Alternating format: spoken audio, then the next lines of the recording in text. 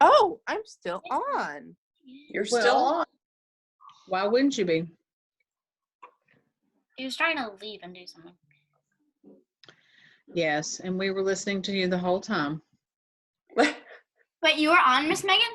I am on. Oh, okay, cool. How is everybody?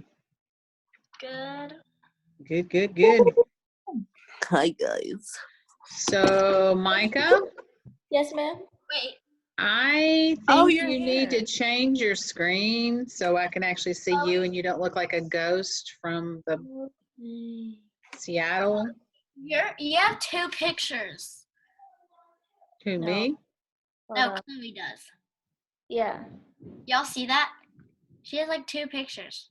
Yeah, she's I in a do? few times. Here. I don't see the other me. Well, you must have closed the other one. You must have Yeah, been you on your did. mom's phone. Yeah. Y'all are gonna have to give me a second. I don't see it. It's not there. You're gonna have to give me a second because I gotta figure out how to do something. All right. All right. Ah, that was it.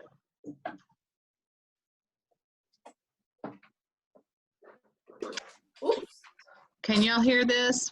Made possible by generous supporters on Patreon. Yes. Okay. I couldn't figure out how to share something earlier, so I wanted to make sure I had it down, which I do. Stop share. Let's see everybody.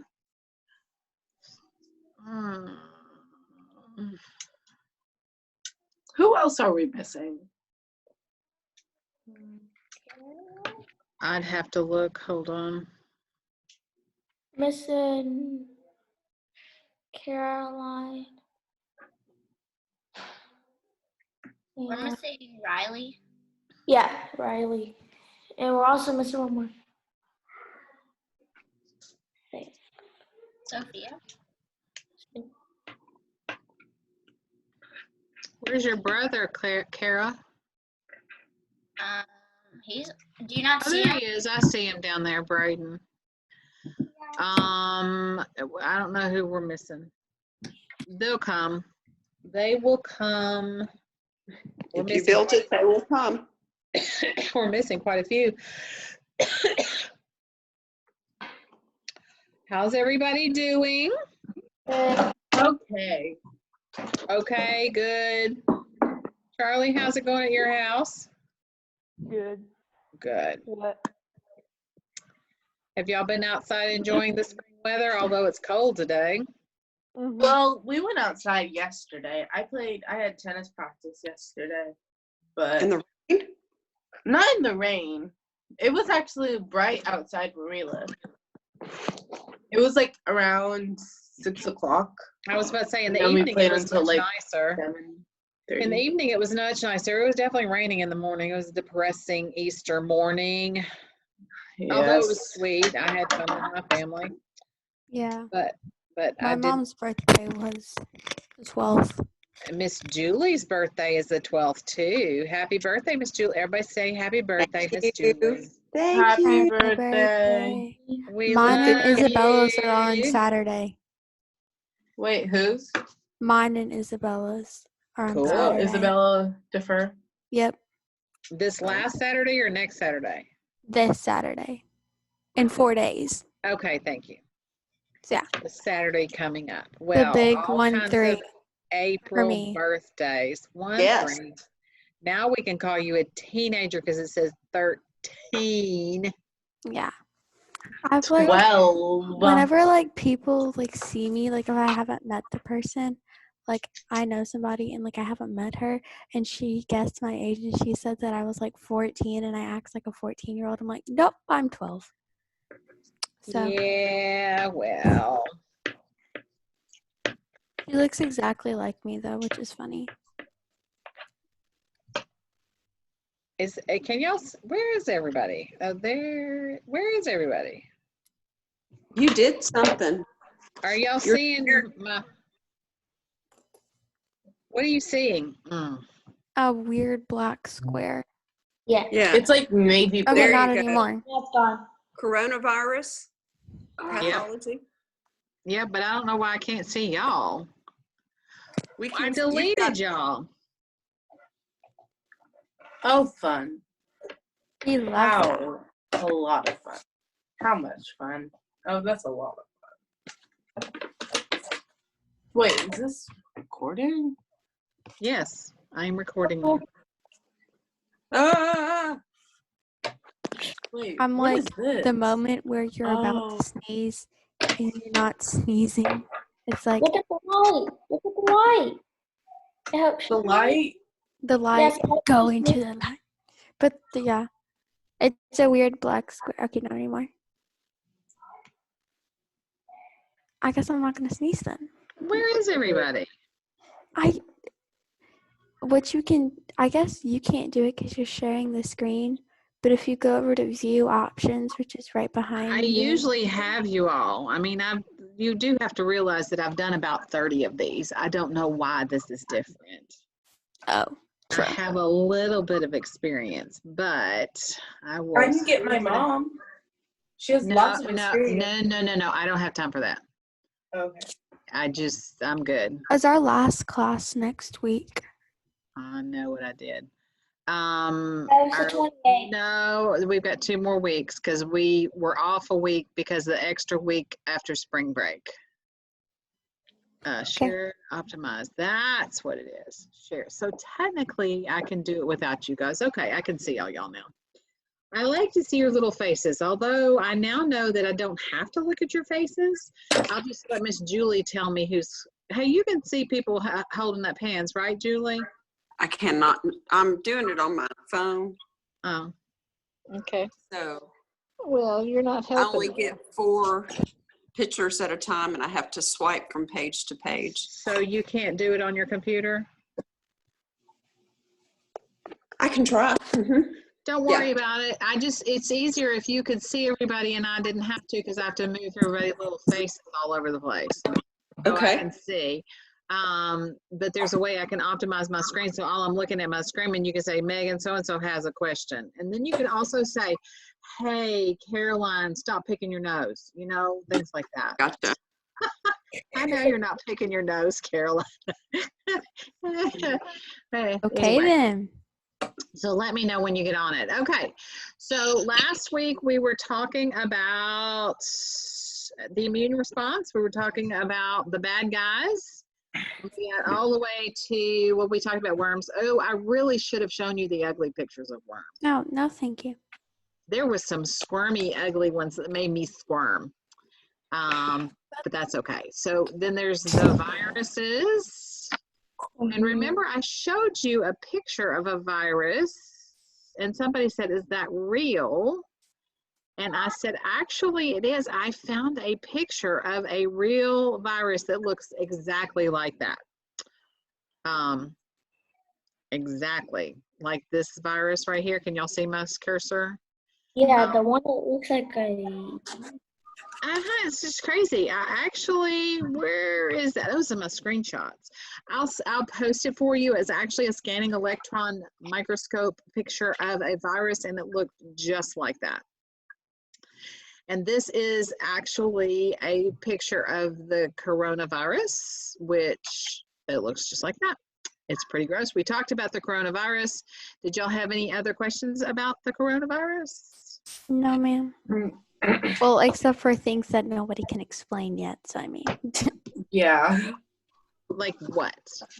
Like, why are only some people, like, dying? And, like, how come, like, because my aunt came over and she was like, there was, like, a 104-year-old who, like, fought in World War II, came out of, like, the recovery room and, like, was okay with the corona. And then there's, like, Out of the all these ICU. 30, Out of the ICU. Yeah. 30 and 40-year-olds that are, like, they're connecting it to a whole lot of different things. They're doing research right now, and there's some good research going on in New York because they have such a large number of people to research. One of the overriding factors that they're discovering that nobody has said anything about is weight, how much overweight the people are. So if they're overweight and they have existing problems, they are more likely to die than people who are skinny.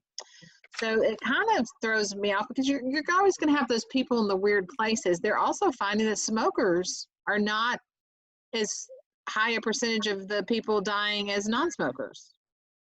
That's, just a I bunch guess, of because like their lungs or maybe maybe already. they're used to being assaulted. I don't know. Whoever thought that I would say that smoking is not one of the problems here. There's definitely stuff going on, and you're not right. There's a lot of stuff going on, but honestly, it's really cool because we're doing research and we're learning. China told us almost nothing about this. I still don't think they've been honest about how many people have died in China. But yeah, this is something we're going to have for a while. We're going to have to live with it. Because like my cousins are on base in Japan. Mhm. So like my cousin who actually works for the Air Force, he's like having a 14-day quarantine, Mhm. which is like probably means that he might get deployed. Well, yeah, everybody's probably, yeah, because they won't deploy you until you've had a 14-day thing, but they won't tell him where he's going until after the end of 14. There's too many days for him to share. Okay, so bad guys. We're still talking about bad guys. We talked about bacteria. We talked about worms. We talked about viruses. Those are bad guys. But cancer is also another bad guy that our immune system actually does have the ability to fight to a certain extent. So the cells that are in the bodies that do, so cells in the body that did not copy the DNA correctly all of a sudden look like foreign cells. So we've talked about this before. Cells that your body is producing normally have antigens on them, like little flags that say, hey, I'm a part of the body. Mm-hmm. So your immune system sees them and says, no problem, no problem, no problem. And they see something that looks different. And a cell that has not duplicated correctly is not going to have the antigens that say, hey, look at me, I'm the same. And the cells, the immune system will actually go and start attacking them because of their mutations of our cells. So the immune system does recognize that in many instances. Sometimes this causes the cell to reproduce abnormally, cancer cells. And that abnormal reproduction because of the mutation in the DNA causes tumors to grow. Sometimes tumors can be what we call benign, and other times they can be called malignant. Benign means that it's a tumor and it's growing, but it's not going to spread. It's not going to go outside of where it is.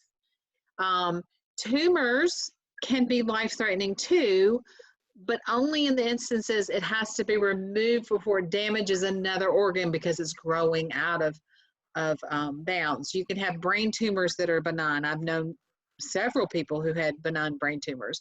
You can have abdominal tumors that are benign. You can have tumors on your hand. A glioblastoma is what I'm thinking of, that are benign. They grow, they cause problems where they are, but they can be removed. Malignant means that the cancer is rapidly growing, but it also is sending off cells that will go to other places, implant, and rapidly grow. So benign is contained, malignant is life-threatening. Okay, it's a different type. Huh? So you said like you named off so many more like benign like occasions. So I guess that's more common than. I don't know which is more common. There are so many different cancers. Benign tumors probably are very common depending on how big they are. You can have them very big. They'll continue to grow if they're not removed. And sometimes they'll come back in that area, but it's still considered benign because it's not metastasizing. Okay, so that was my picture of the bad guys. They were very I don't know why this bad type. guys. Caroline, I love you, but Yes, you're the I only know. person that's talking and it's constant. I gotcha. Okay, if you keep talking, I'm going to come up here and I'm going to go, and now you can't talk. Or I can, there you go. Okay, so you should be unmuted now. I thought I unmuted you. Oh, I muted myself and then you muted me. I muted you too. Okay, disease defined. What is a disease? The meanings, basically a disease means something isn't working perfectly in the body. Okay, so you can have all kinds of disease. You have diseases that are the common cold. And usually the common cold comes and it goes pretty quickly. It's short-lived. That's called an acute disease. So if you have acute, you're going along just fine, and all of a sudden it comes on and then it goes away. Usually acute diseases can be cured. Sometimes your body cures themselves. Sometimes you need antibiotics or some other kind of treatment to be cured. It's still considered acute. Acute usually means now and short-lived. So a short-lived disease is acute.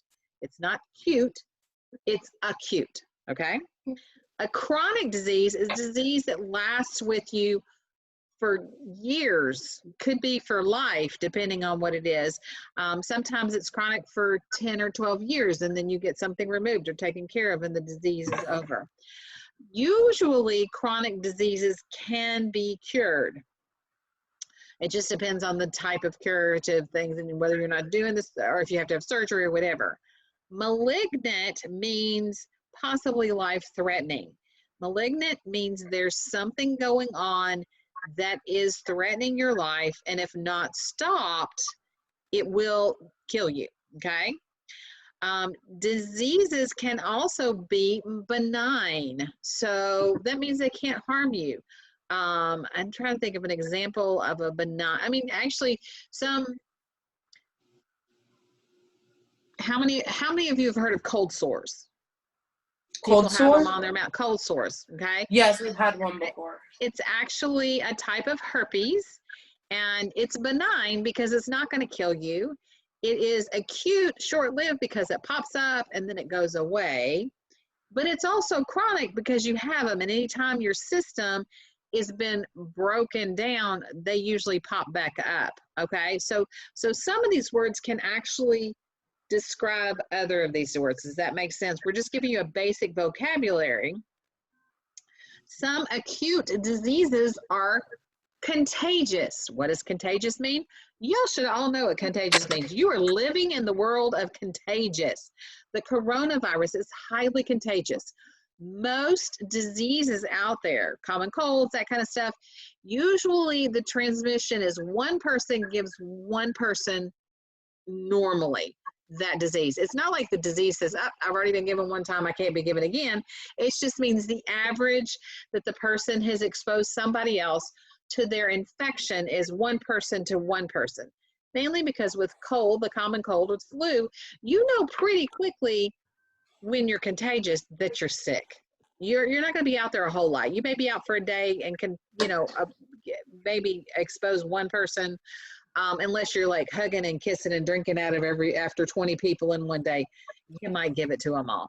But whereas the coronavirus, it's an average of 3 contacts per person. So if you have a sick person, they get 3 people sick. Those people get 3 people sick. Those people get 3 people sick. You see that it's exponential. So within a day or two of getting the disease, you have all these people sick. Yes, Caroline. So doesn't sometimes when you get like a cold and you like pass it on, it's not as bad.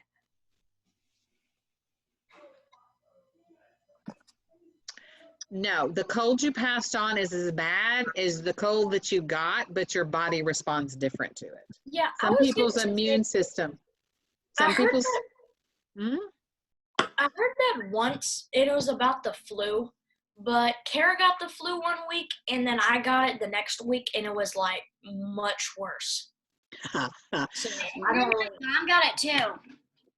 Yeah, okay. Mom got it then and then Dad got it. It was Right.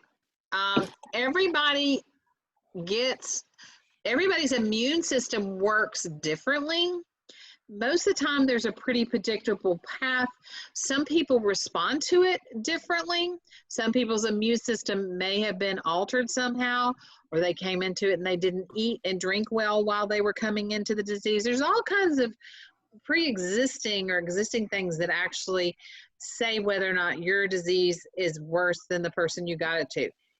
The bug is the bug. It doesn't change. Right now we have the coronavirus. It's the same bug. It's the same, I should say virus. I mean, the same virus. I shouldn't say bug. I like to call it a bug. It's the same virus, no matter who gets it. Some people die from it. Some people don't even know they've had it. It's this huge spectrum of people. Some people get really sick. Some people get sick unto hospitalization. Some people get sick unto hospitalization to ICU. Some people get sick unto hospitalization to ICU to dead. Some people get sort of sick, stay at home, miserable. Some people get kind of sick. It's the same virus. It's affecting different people differently. So you'll see that with the flu, you'll see that with a cold. I had one really bad. My daughter had one really bad. I think my husband has it now. It's really not bad. I think it's the same virus kind of going through our house. Contagious is a disease that can be spread to other people. So if it's contagious. Now, if I had appendicitis, you could come and kiss on me and share my food and you would not have appendicitis because it's not contagious. There are many things that are not contagious. Most of the time viruses are. They are trying to survive. They will latch onto any person they possibly can and infect their cells to do what they need to do. A non-contagious entity cannot spread. Infectious disease is actually a disease. I gotta move this thing out of the way. You guys are pushed in the way. I can't see what it says. What does it say? Everyone? Infectious disease catches them. Okay, so infectious disease is any person that's exposed to it usually gets it. Some diseases are more infectious than others. Coronavirus obviously is one that is more infectious than other diseases. Okay.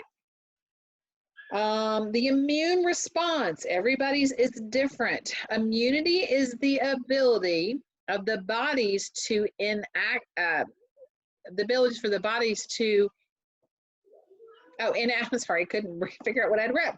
It's the abilities of the bodies to inactivate or to kill foreign substances or cells that enter our body. Bacteria are cells. They enter our body. Viruses are a type of entity that enters our body. It is not a cell. It is not considered even living. It actually has to use your cells to reproduce itself.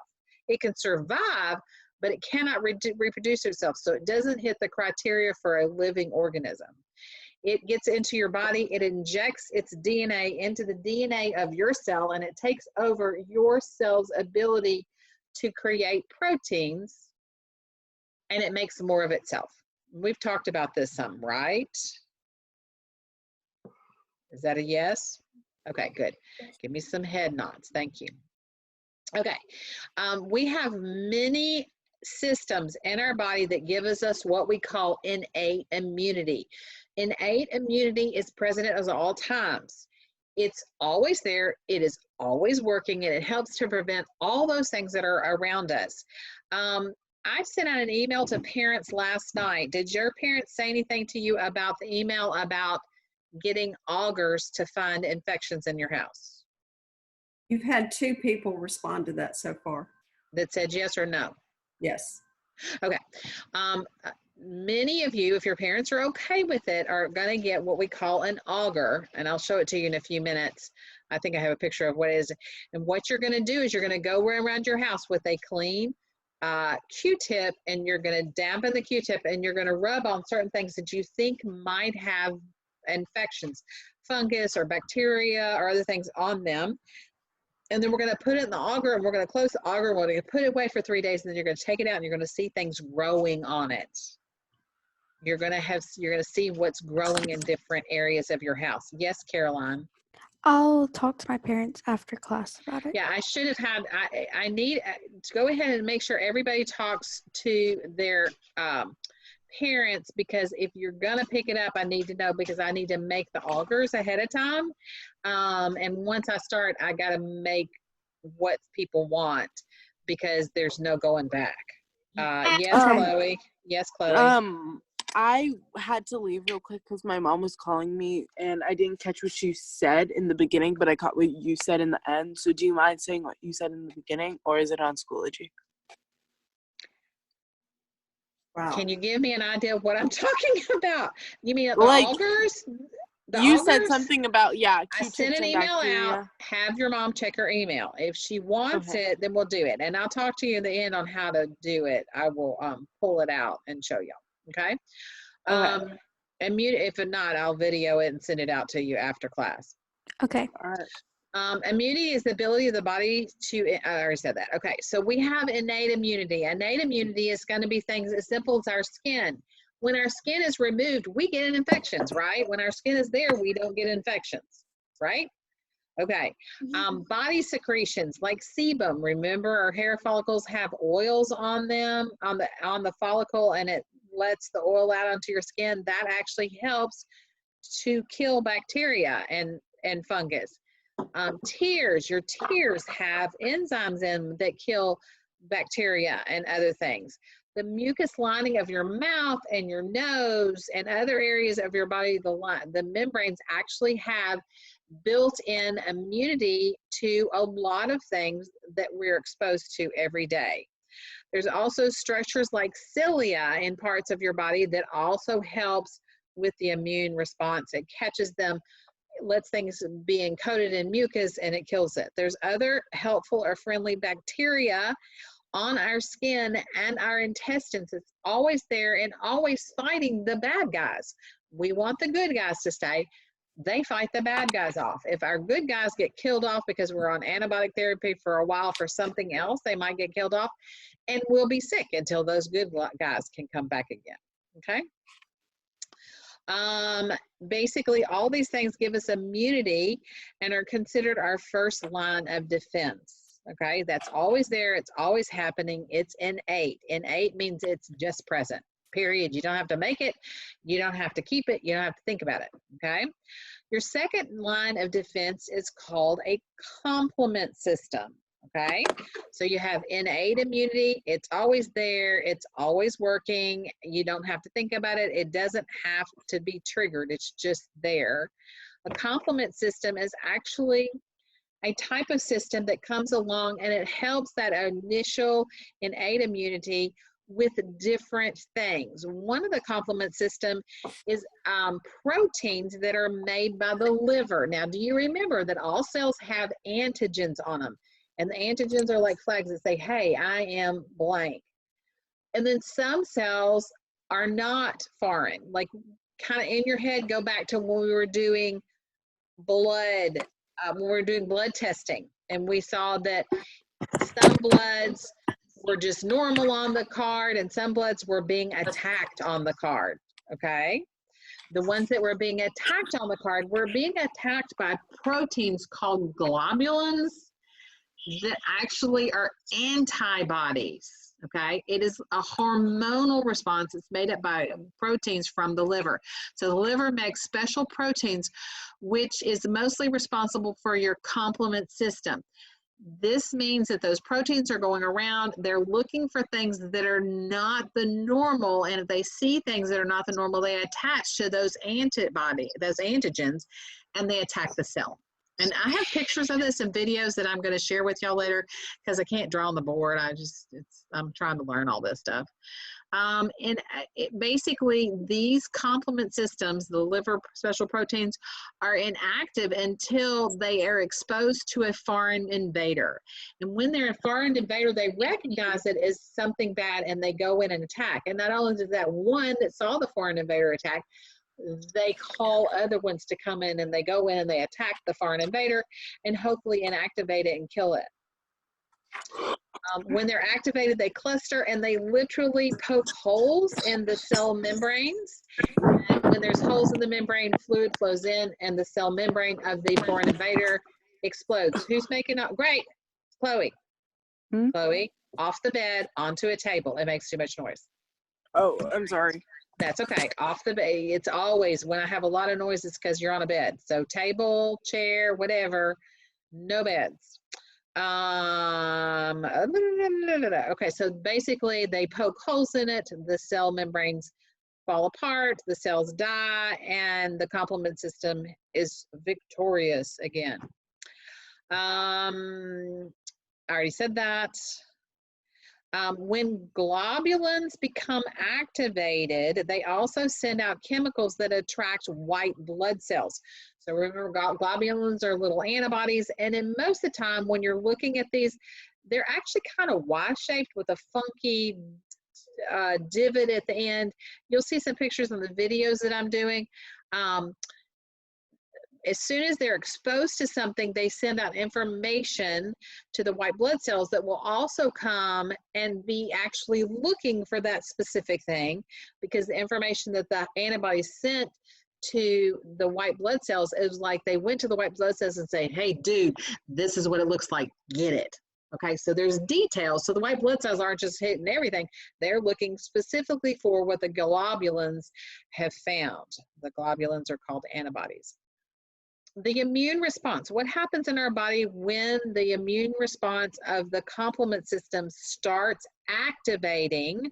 There's a lot of other things that happen. First of all, in the immune response, you have inflammation. Inflammation is important because it gets your attention. If you've got a cut on your hand and it gets infected, you'll see that it gets red. Usually it's hot to touch and it's very painful, right? So if there was a cut on your hand that wasn't painful, you wouldn't pay attention to it. Your skin could break down if it wasn't painful and it didn't have the inflammatory response. You wouldn't even realize it. As a matter of fact, leprosy, y'all have all heard of leprosy because you've studied the Bible. Leprosy is actually a disease. I want to say it's a bacterium, but I can't remember.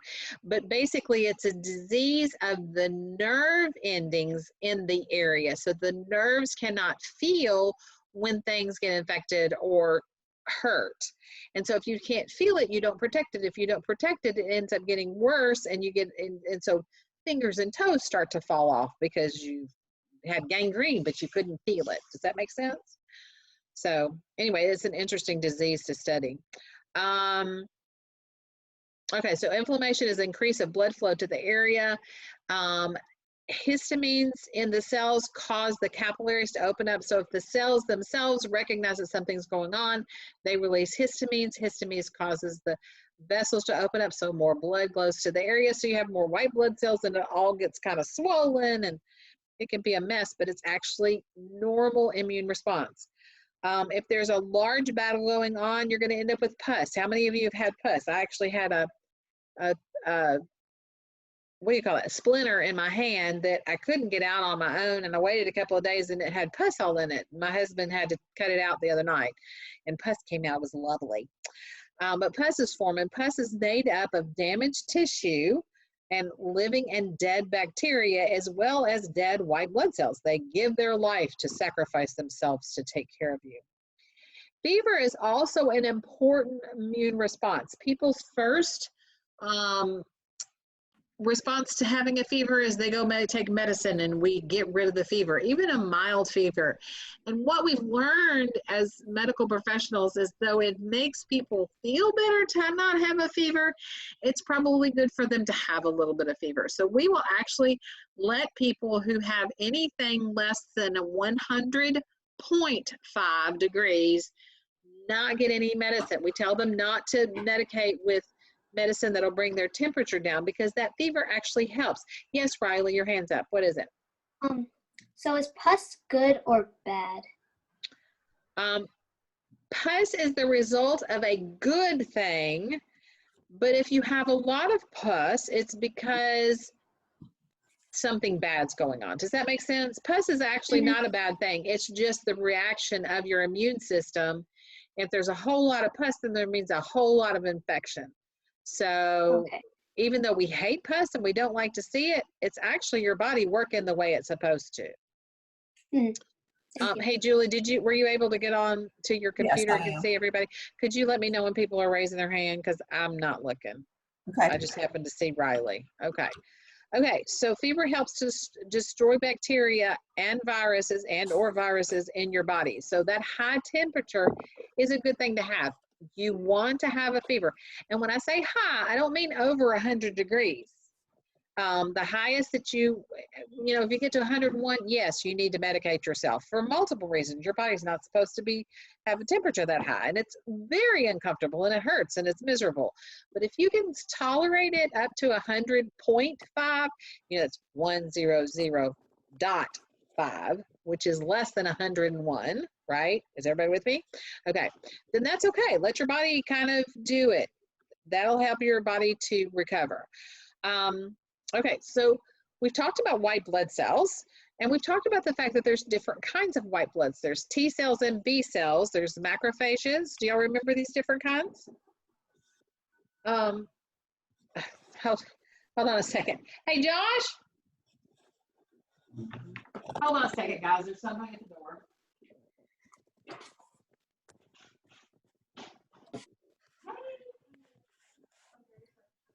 It's okay. You're welcome to come in. Come in. Do you need something?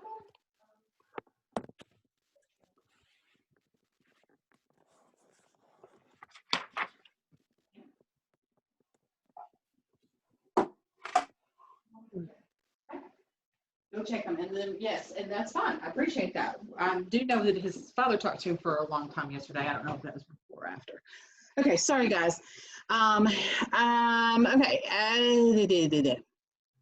B cells and T cells, innate immunity. Okay, so we talked about cells. We talked about B cells and T cells. Can y'all remember what the difference between a B cell and a T cell is? There's a lot of muted kids. Hello? I think they're all muted. I think they're all muted. How'd that happen? Did we mute them? Nope. No, Riley's not muted. Okay, I'm gonna go to Chloe. Do you know the difference between a B cell and a T cell? Just shake your head if you want to. Okay, well then let me hear what you say. T cells and B cells. She doesn't. Do you think you can come back? Yeah, Charlie, do you know the difference between T cells and B cells? I have unmuted you. No, that's a shake. Okay, No. so shake your head. Okay, Micah? She's hiding. Maybe she didn't see me. She will call on my name. Kara? Kara's muted. Right. Kara's muted, but she can hear me unless she's not there. But Kara. I'll go Micah. check in her room. Okay, that's fine. So she's not, well, she's probably not there. She's gone to the bathroom. Thank you, Braden. Braden, do you know the difference? Okay, do you remember, guys? Do you remember, guys, that agent, okay, Riley's so got her hand up.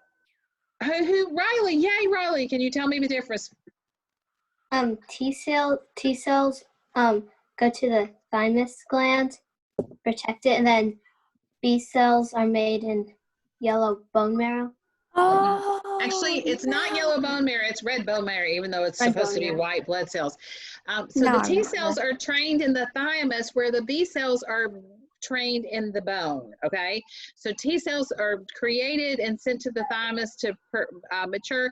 B cells are matured in the bone, okay? So here's some pictures of cells. I can't remember. I think they're T cells and B cells, but they sure look alike. Okay, white blood cells are made in the same place. They're both made in the red bone marrow. I don't know why I said red. It should say red bone marrow. Some stem cells become white blood cells. This makes up your innate immunity. Remember, we said innate is always there. It's always fighting, okay? Some stem cells develop into warriors. And so the B cells and the T cells are actually the warriors of the immune system, because they are not only just there to protect and fight off things that come to their borders, but they're trained to go out and attach themselves and fight specific ways with specific enemies. Does that make sense? They have they're spatial agents, and they fight differently than any other kinds of cells. So B lymphocytes are also called B cells. They develop in the bone marrow. They move around the body in the bloodstream, or they can stay in the lymph nodes. Remember where the lymph nodes are, everybody? Everywhere. It's in the lymph system, right? It's along the lymph gland. It's Yeah. a lymph gland or lymph nodes along the lymph vessels. Okay, so the lymphs, so they're either they're in the lymph vessels nodes or in the spleen. T lymphocytes or T cells go to the thymus. So they're born in the stem cells, but they go directly to the thymus so they can be trained to do something specifically, whereas the B cells are in the bone.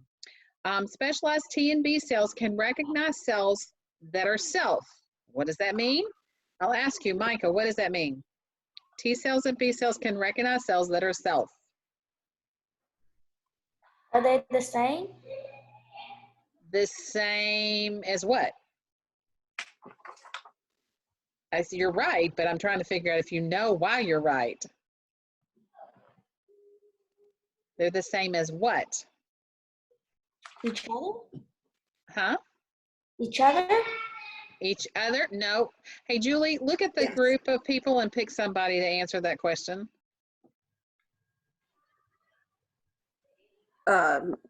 They're all muted except for Riley. Well, it and- doesn't matter. They can hear. You just pick them and tell them to unmute themselves. You can see everybody and you can see who needs to be called on. Caroline wants to be called on. Caroline, can you answer that question? Because they have like the same antigens, I think I'm saying that right, as the other cells in your body, so they know Right. not to It attack. recognize, so the ones that are yourself have an antigen that says, hey, it's me. And the ones that are not from your body have an antigen that says, hey, dude, I'm here to invade. Okay. So, did I change sheets? How did that happen? Are we supposed to be able to see a screen? Are y'all not looking at the screen? I see the screen. I see the it. screen. You don't have to because you're seeing everybody, Julie. Okay. Okay, so somehow I went, so specialized T's and B cells recognize cells that are self. They recognize cells that have the antigen that belong to who you are, okay? It seems non-self as invaders.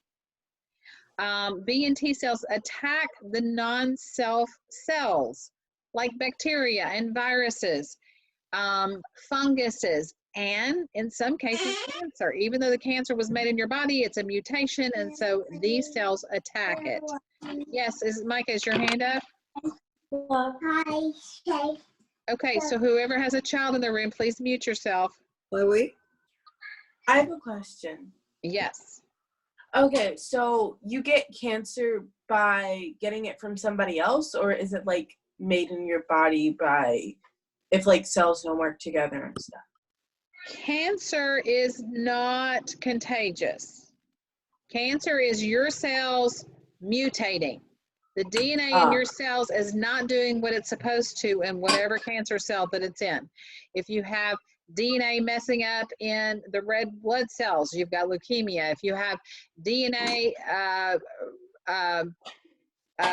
that's mutated in the mammary glands, you have breast cancer. If you have DNA, I mean, there's all over your body. There's all kinds of places. The skin, you have different kinds of skin cancers. So basically what's happened is your DNA is multiplying incorrectly and the mutations cause a cancer. Okay, so wait a minute more. I don't know how I keep doing this. Chloe, do you have your hand out? Oh no, I don't. Miss Megan had answered my question just now. Okay. Is my hand thing up? It looked It's like not your up. hand was up. It was like this. Oh, well, Okay. I was probably either doing like this, resting my hand on my knee. Okay, well, that's why she thought. Okay, so B and T cells, they also have a memory. B and T cells, once they've been exposed to something, they will remember that something, it either sometimes for months and sometimes for life. It depends on the immunity response.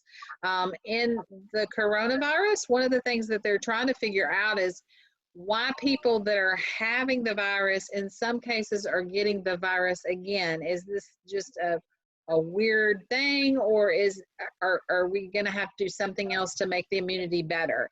But some cells have memory. They recognize specific other invaders, and then they can attack much quicker when the invader comes in. This is why you have a disease that you probably will not get again. How many, did anybody here have chickenpox? I think my dad has had Okay. chickenpox. Yeah, most adults have had them. They're in your age group. There's a vaccine now, so most of you probably haven't if your parents kept up with their vaccinations. But when I was growing up, everybody had chickenpox, and once you had it, you could play with kids all day long that had chickenpox. It didn't bother you a bit. Because your body had the immune system. It didn't mean that chickenpox viruses weren't entering your body. It just meant your body had the immune system that it immediately saw them and went, yeah, and they all attacked them before they could do anything in your body. So they never even got to your cells to take over. So is chickenpox technically a whole bunch of bumps on your face, which is like acne for like 3 days and then it goes away? No. Chickenpox is a disease that results in pustules. This is not acne, and it's usually all over your body and in places you don't want it to be other than your face. It has nothing to do with acne. So basically, if your T cells and B cells see something, recognize it and then remember it, that's called adaptive immunity. Okay? Both of the B cells and the T cells are a part of adaptive immunity. They do it different ways. Okay? Actually, let's go back. I think that might be a fun video to go back. Let's see if this pops up. Yeah. Let me go to share. New share. Adaptive. Where is it? It's gonna be on. Where's my internet? That's not it. Don't you love it when people talk to themselves? It's amazing. Yeah, it's very interesting yeah. out here. Okay, so let's see if this somehow pops up. Maybe it's gonna work.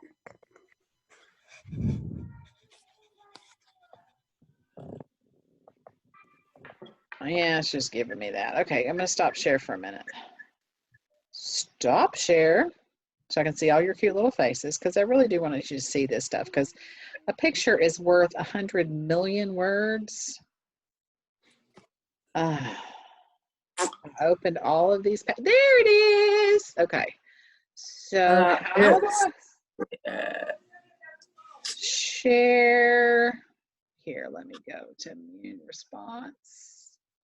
And so we're going to go back to share. I know it's so hard watching this teacher try to learn her stuff. And we're not going to optimize it. We're going to share. Okay, y'all ready? Yeah. Let me know if you can't hear this. The immune system protects the body against invaders, such as it? bacteria and viruses. The skin serves as an important first line of defense against foreign invaders. The breaching of the skin, for example, by a splinter, could provide a route for bacteria to enter the body. These invading bacteria are regarded as non-self substances by the body's immune system, thus triggering an inflammatory response in an attempt to destroy the invading agents. A special type of WBC, known as a macrophage, engulfs the non-self bacterium, reducing it to tiny remnants known as antigens, which are displayed on the external surface of the macrophage, thus serving as an antigen-presenting cell, or APC.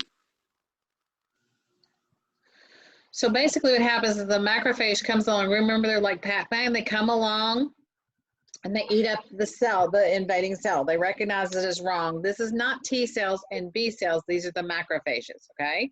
So they engulf the invader, and after they've engulfed it, they break it down. You saw it breaking down inside the macrophage, and then they take the parts of that and the macrophage will put it on their skin. So the B and T cells come, to the area, they don't even have to process it. They can see what's on there. It's like giving them a message. So they take the message and says, okay, this is what we're looking for. Okay, so we'll keep going. This alerts the body's other macrophages to the presence of bacteria in the body. The macrophage also communicates with these cells by releasing cytokines, which fit snugly into the receptors of the cells, much like a lock and key mechanism. This results in the increase in the number of macrophages at the site of the inflammation. Additionally, some of the normal cells also function as antigen-presenting cells by ingesting some of the bacteria and displaying the antigens on their surface. This type of immune response is immediate and non-specific and is known as innate immunity. However, as the macrophages cannot destroy all the invading bacteria in the body, they proceed to the peripheral lymphoid tissues, such as the lymph nodes, in order to alert other immune cells to the inflammatory response taking place in the body.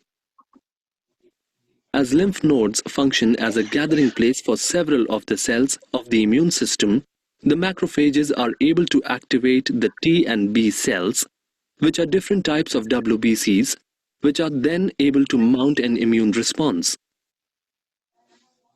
This type of immune response is specific, and as it takes the body a longer time to mount such a response, it is known as acquired or adaptive immunity.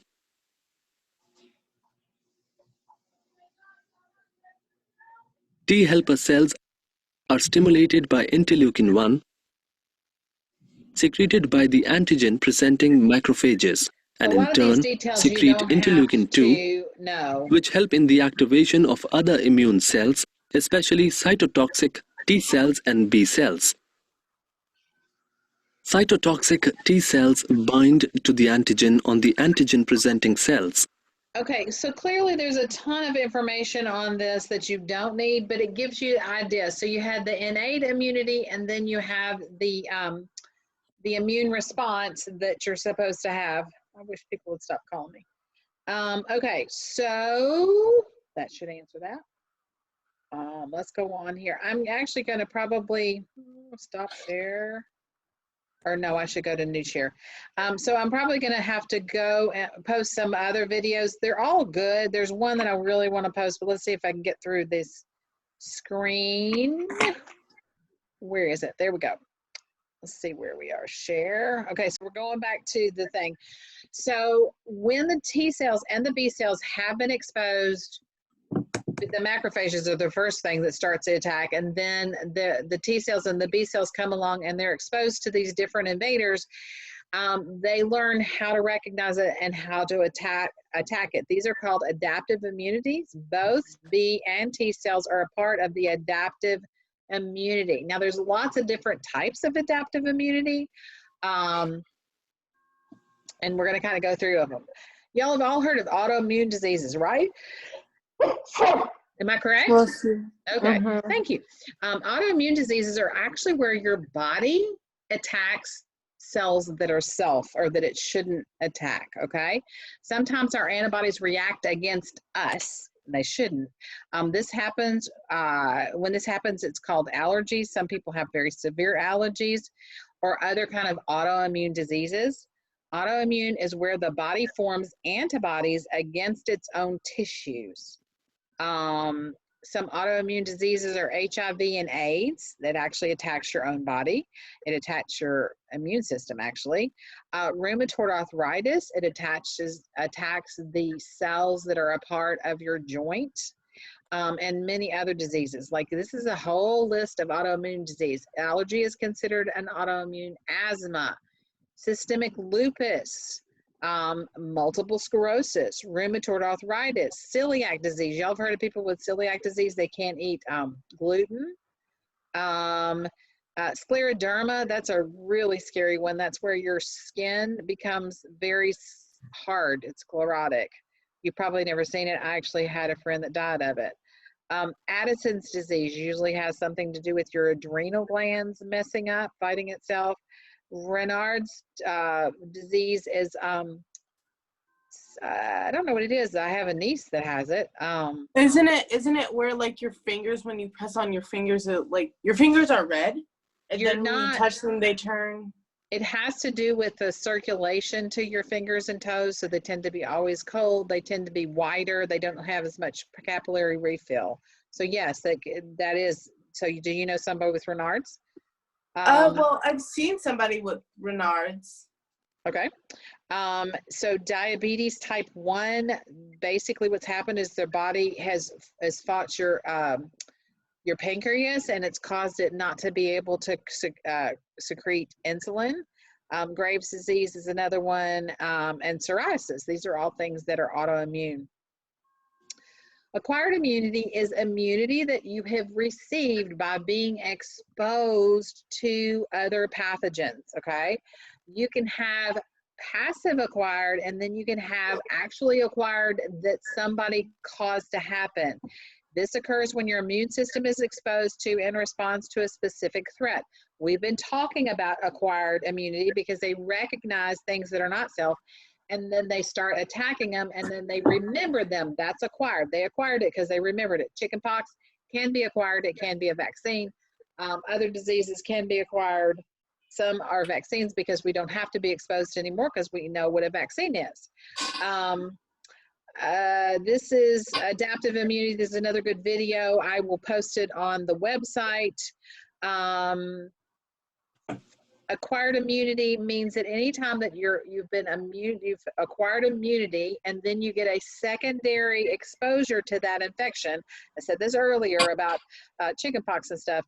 The reinfection with the pathogen, the body has a memory, and they attack it. They attack it so quickly and viciously that you probably don't even realize that you've been exposed to it again. Often the person with a secondary infection of the same thing that they've acquired immunity for will not even show symptoms. Sometimes they may have a little bit of symptoms that they'll resolve very quickly. The person will not get very sick. Examples of this are colds and viruses. Like usually when you get the flu, you can't get the flu again that year because you have immunity. Some viruses, once you get it, you can't get it again because you have immunity, even if it's just temporary immunity.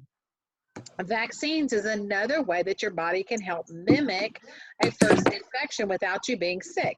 They give your body a weakened concoction. It's either weakened or dead cells from the thing you don't want to get.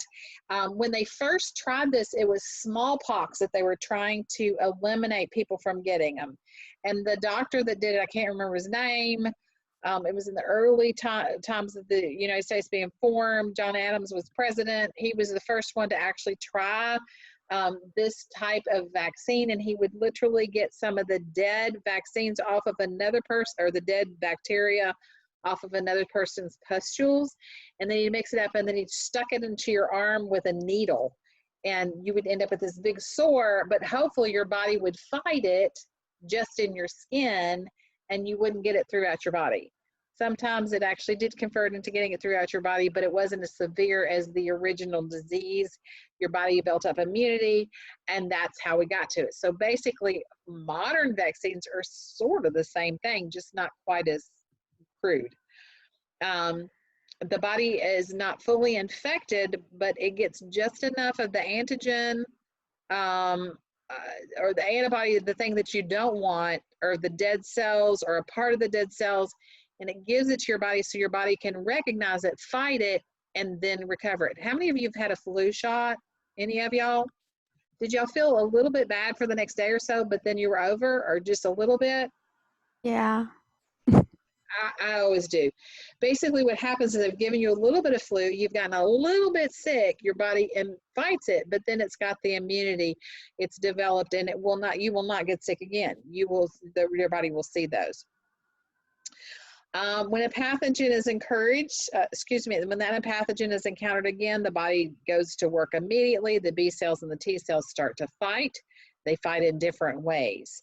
The immunity generated by the vaccine is called active artificial immunity, meaning you didn't get the disease, we artificially exposed you to it, okay? This type of response is very quick, and you will probably never know that you're exposed. In some cases, you might know a little bit because you just don't feel good for a day, but then you're fine. Antibiotics. Now, antibiotics, the word comes from the Greek word anti, which means against, and bio means living. So antibiotics are actually against living cells. These chemicals kill living things. They're specific living things because we don't kill everything living because we're living.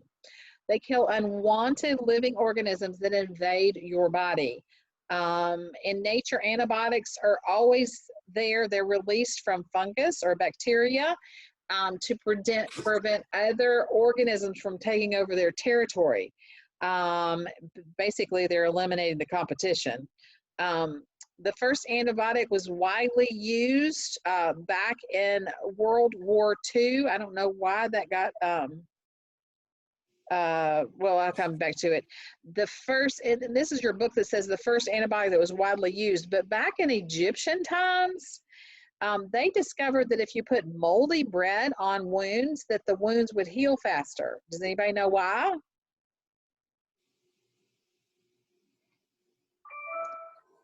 Is it because the bacteria is a good bacteria on the bread? Or that's close. It's actually not bacteria on the bread, it's fungus. And that fungus is actually the fungus that grows penicillin. So basically what they were doing with the moldy bread is they were putting the penicillin producing fungus on the leg, and so they were basically giving it penicillin, the person penicillin. They found that helped. But it wasn't until the idea to try that though. You know, somebody was eating moldy bread near somebody that had a big infection and it fell on them. Who knows? Science has all kinds of strange ways that happen. Yes. But anyway, so antibiotics were first discovered by British scientists in 1928.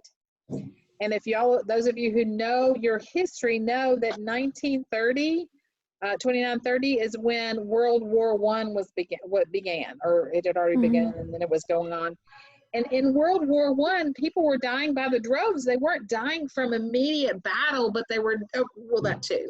Like they got stabbed or shot or whatever. But they would survive a long time. They would die from the infections. And so Alexander Fleming had discovered bacteria. He discovered that penicillin, once again, this was also an accident. He was growing bacteria for a study, and then he realized that the mold growing in his lab was actually killing his bacteria that he was trying to study. So that led him to wonder, once again, you know, did he drop the mold on his bacteria from eating or whatever? But he was trying to figure out what happened. So that led him to the understanding that probably we would be able to get something from that. So what came from that was penicillin. Penicillin was, nobody really knew a whole lot about it until about World War II. They thought, oh, that's interesting. And the British and American doctors that were treating all these wounds that were so infected thought, hey, why don't we try this new thing called penicillin? And they found that penicillin was miraculous, and people were making huge recoveries from those infections related to the wounds. They then tried it on infections related to, like, strep throat was completely eradicated. Well, not completely, but it's completely easily treatable by penicillin, whereas before, if you got strep throat, you would probably eventually die from the results of having long-term strep throat. It goes into your heart and other areas, and you just end up dying a long, miserable death. Basically, it was a miracle drug. It worked well for many, many, many decades. We've used it so much that there's a lot of penicillin resistant and bacteria out there, so we're not able to use it as much, but it's still there. Okay, so what time is it? It's 12:01. So we're going to be finished a little bit early, which means that you're going to have to stop. You're going to have to watch those videos that I'm going to post in just a little while, okay? Okay. And then we're going to be finished. This chapter is finished. I need to know from your parents tonight, make sure you go in and ask your parents if they want the augers and please make sure that if they want the augers, they got to come tomorrow and pick them up, because they're not going to be any good after tomorrow, because they're going to get cross-contaminated. Does that make sense? So I'll have them ready tonight. They've got 12 hours between me getting them ready to when you can pick them up, because they got to solidify, and then I'll send them to your house. I will actually do a, do I have any pictures? I'll send you some pictures, and I'll do a short video on how to inoculate the auger. Okay, I'll show you how to test the auger. Okay, any questions on that? No, ma'am. Okie dokie. Well, I guess that's all. If you have any questions, you're welcome to email me, and I think that's all. Miss Julie, can you please post the test? Do a blurb saying the test is due. Tell them how to get their assignment to you for all their study guide to be completed, and however you're doing that. And I'll post the videos, and then remind me that I need to do a quick video or pictures on how to do their experiment. What chapter? What's the chapter number? 13? Is it 13, guys? Yes, ma'am. Okay, it's 13. Yep, Okay. 13. The lymphatic system, the lymphatic and immune system. What a perfect time to be studying the lymphatic and immune systems, right? Yeah. Anybody? I'm down to 6 people. Where did everybody go? Braden and Kara left. Bye, Braden and Kara. Okay, well, we're done. See you later. This will be videoed, and I will post it, Miss Julie. So if you would please let people know that it takes about an hour to get it converted, but I'll get it posted. Let's send out a video an email to everybody saying that we're sorry we missed you, but the video is posted of the class. Will be posted by Tomorrow. Okay, I'll just let you know when it's posted, then you can send out the video. How's that? that sounds even better. Perfect. Talk to you soon. Bye. Bye, everybody. Have a Be great safe. Have a great week. Bye. Bye.